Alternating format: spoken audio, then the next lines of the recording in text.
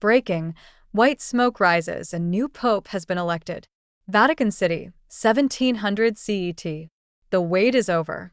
White smoke has emerged from the chimney of the Sistine Chapel, sending a wave of euphoria through St. Peter's Square and across the Catholic world. Thousands burst into cheers as centuries-old tradition unfolded before their eyes. A new pope has been chosen, just 2 days into the papal conclave, following what is now confirmed to be the fourth ballot. Habemus Papam, we have a pope.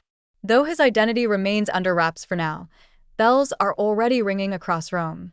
The 276th pontiff is expected to appear on the central balcony of St. Peter's Basilica within the hour.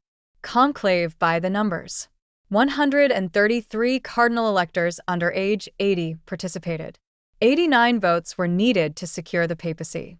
15,000 plus faithful gathered in St. Peter's Square today, representing 1.4 billion Catholics worldwide. As the world watches and the crowd swells, the ancient rites continue inside the Vatican's marble halls. The chosen cardinal has accepted the office. He has selected a papal name. Soon, he will don the white cassock and step forward to greet a world in waiting. Stay tuned as we await the iconic announcement. Annuntio vobis gaudium magnum. Habemus Papam. I announce to you a great joy. We have a pope.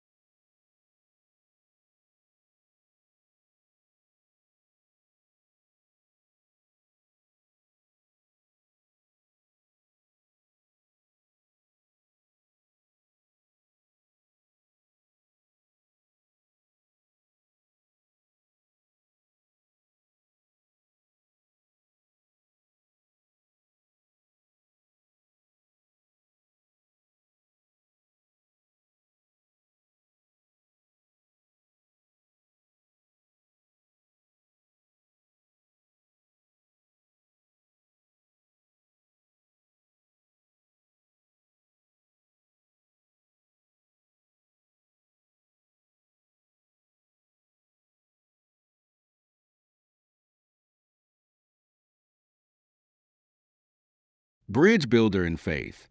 Francis took unprecedented steps to heal ancient divisions.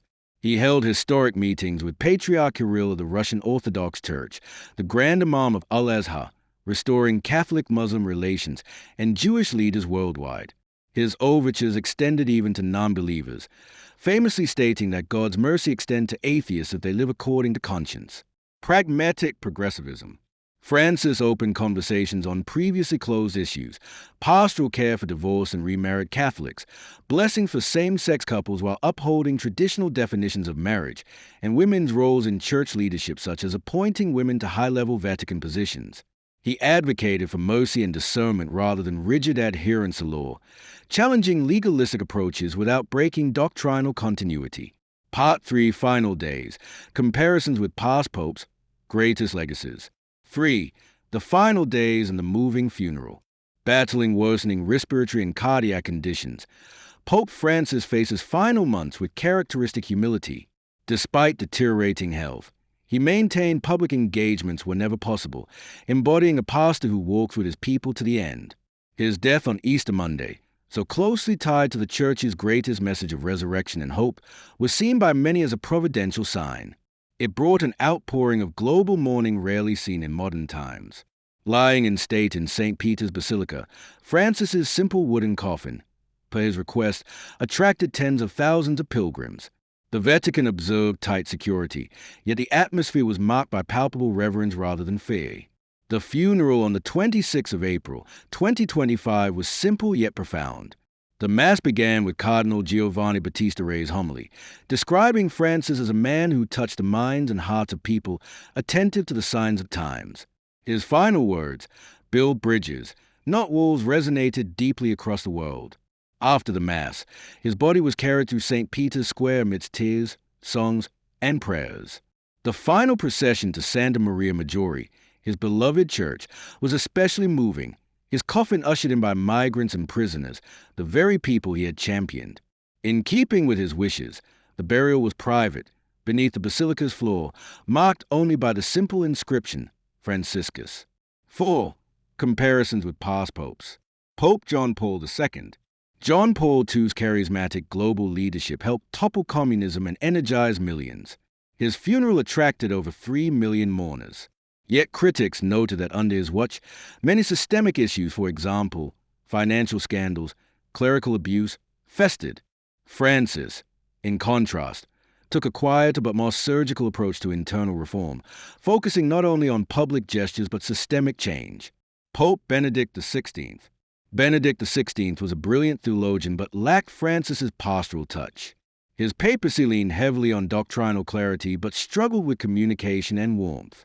Francis combined orthodoxy with accessibility, speaking in metaphors and stories rather than theological treatises. Earlier popes. In the pre-20th century, papal power was often more political than pastoral. Popes like Pius IX and Pius XII navigated wars and political alliances.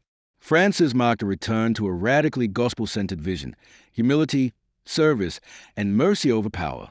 In death, Francis redefined how a pope could be mourned, not through state pomp, but by the ordinary faithful whose lives he had touched. Greatest legacies of Pope Francis. 1. Reorienting the mission. Francis made the Church's purpose unmistakably clear. It must go outward. The Church is a field hospital after battle. He said, pastoral accompaniment, walking with sinners, the wounded, the doubters, became the new measure of Catholic faithfulness, not rigid adherence to rubrics. 2. Climate action. Through Laudato Si, Francis integrated environmental care with Catholic morality. He established the Vatican's first carbon neutrality goals, pushed dioceses worldwide to divest from fossil fuels, and inspired the creation of the Laudato Si Action Platform, a global Catholic sustainability initiative. 3. Humanizing the papacy. Francis shattered the aloof, imperial image of the papacy. His actions, like quietly slipping out of the Vatican to minister to the homeless, stunned the world and set a standard of leadership rooted in humility, presence, and love. 4. Seeds of reform. His promotion of synodality, walking together, was revolutionary. No longer would major church decisions be handed down from on high. Instead, lay people, including women and youth, were invited to deliberate and discern alongside bishops. The potential for a more participatory, less clericalist church was perhaps his boldest legacy. 5. Courageous stances. Francis's critique of modern capitalism, environmental degradation, and exclusionary nationalism was unwavering. Even in the face of fierce resistance from powerful forces both within and outside the church, he stood firm, modeling what moral leadership in a divided age could look like. 6. A global church. Francis truly globalized Catholicism's leadership. His consistent appointments from the global south reshaped the future landscape of the College of Cardinals. His vision ensures that future popes are more likely to reflect the world's cultural and social diversity rather than only European traditions. Part 4. Strategic future of the Catholic Church without Francis plus conclusion. 6. The strategic future of the Catholic Church without Francis. The death of Pope Francis leaves the Catholic Church at a critical crossroads. While his pontificate created undeniable momentum toward openness, compassion, and reform, the future path remains uncertain and contested. Immediate challenges. The Church is deeply polarized. Conservative factions view some of Francis's initiatives as doctrinally risky, while progressive groups feel frustrated by the slow pace of structural reform. The next pope will inherit a delicate balance between preserving unity and advancing the spirit of renewal that Francis unleashed. Synodality and inclusivity. Francis's emphasis on synodality, a listening church where laity, clergy, and hierarchy discern together, is arguably his most ambitious long-term legacy. The October 2023 TO24 synods on synodality laid a foundation for greater lay participation and decentralized decision-making. If future leaders deepen this process, it could permanently change the hierarchical, clerical culture of the Church. Rise of the Global South. Francis decisively moved the Church's center of gravity toward the Global South. Today, the majority of the world's Catholics live in Africa, Asia, and Latin America. The next generations of church leadership will likely reflect these realities more fully, bringing fresh theological insights, liturgical styles, and social priorities. An African or Asian pope could continue Francis's vision of a multicultural, missionary church or steer it in surprising new directions shaped by local contexts. Tensions ahead. Key issues that remain unresolved include the role of women in church leadership and the possibility of women deacons, full pastoral inclusion of LGBTQ+ Catholics, re-examination of clerical celibacy rules, particularly in missionary territories, continued response to clerical sexual abuse, with stricter transparency measures. A future papacy could either consolidate Francis's gains or attempt to roll back certain reforms, reigniting tensions among the global faithful. Diplomacy and moral voice. Francis revitalized the Vatican's role as a global moral voice, from brokering peace initiatives to shaping climate dialogues. Future popes will need to navigate a world marked by growing authoritarianism, ecological crises, and technological upheavals, continuing the delicate balancing act between prophetic witness and political engagement. In short, the Church faces a pivotal choice: to deepen Francis's culture of openness, service, and accompaniment, or to retreat into defensive institutionalism. The world is watching. Conclusion. Pope Francis reimagined the papacy for a wounded and divided world. He was a pope who walked, spoke, and suffered with his people, one who preferred the scent of his sheep over the trappings of princely power.